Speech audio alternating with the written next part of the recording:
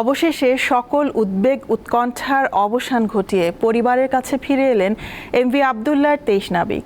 মঙ্গলবার বিকেলে লাইটারেস জাহাজে চট্টগ্রাম বন্দরে পৌঁছান তারা। এ সময় নাবিকদের বরণ করে নেয় বন্দর কর্তৃপক্ষ।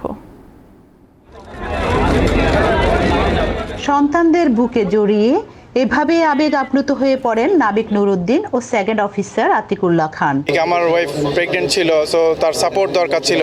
সো তাকে এই মুহূর্তে এই পরিস্থিতিতে খবরটা কিভাবে দিব, সবসময় ওদের দেখাতাম যে না আমরা ভালো আছি। এখন অনেক বেশি খুশি। অনিশ্চিত এক পরিস্থিতি থেকে পরিবারের কাছে ফিরতে পেরে খুশি নাবিকরা। আমি সবার প্রথমে গিয়ে আমার মাকে জড়িয়ে ধরবো। আমার মা আমার জন্য খুবই টেনশনে ছিলেন। অলমাটি আল্লাহকে ধন্যবাদ দিতে হয়। আমাদের সারা দেশবাসীর প্রতি অবশ্যই কৃতজ্ঞ। সবাই আমাদের জন্য অনেক দোয়া করছে। অধীর অপেক্ষার পর আনন্দের বন্যায় ভাসছে তাদের স্বজনরা। আসলে ওটা তো অনেক রিস্ক একটা ব্যাপার ছিল, যে বেঁচে ফিরবে কিনা বা অনেক কিছুই মনের মধ্যে চলতেছিল।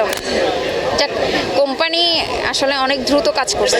2 মাস অনেক ইয়েতে ছিলাম আর কি, মানে আজকে দ্বিতীয়বার নতুনভাবে জন্ম হচ্ছে আর কি, এরকম লাগতেছে। খুব ভালো লাগতেছে, খুবই ভালো লাগতেছে। ভালো লাগছে এবং খুবই আমরা আনন্দিত এবং খুশি।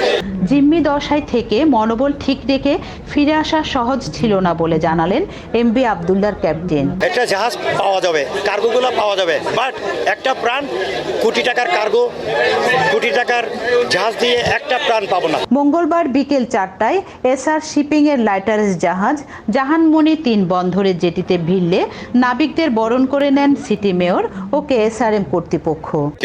আসলে আমরা সবাই খুব ইমোশনাল যে 2 মাসের একটা উৎকণ্ঠার একটা এপিসোড আজকে শেষ হচ্ছে। তো ইনশাল্লাহ আশা করি ভবিষ্যতে এরকম আর কখনো কোনো কিছু ফেস করতে কাউকে হবে না। গত 12 মার্চ ভারত মহাসাগর থেকে 23 নাবিক সহ বাংলাদেশি জাহাজটি ছিনতাই করে সোমালিয়ার জলদস্যুরা। পরে 13 এপ্রিল মুক্ত হন তারা। দীর্ঘ অপেক্ষার পর এমভি আবদুল্লাহ 23 জন নাবিক তারা দেশে ফিরে এসে আজকে তারা পরিবার পরিজনের সাথে তাদের ঘরে ফিরে যাচ্ছে। তাদের সাথে সাথে সংশ্লিষ্ট সকলে আশা করছেন সাগরে যেন নাবিকদের যাত্রা সবসময় নিরাপদ থাকে। সেই নিরাপত্তা ব্যবস্থার জন্য সংশ্লিষ্ট সকলে যেন সবসময় সেটি নজরদারি করেন। চট্টগ্রামের এনসিটি কন্টেনার টার্মিনাল থেকে রুনা আনসারি, দীপ্ত সংবাদ, চট্টগ্রাম।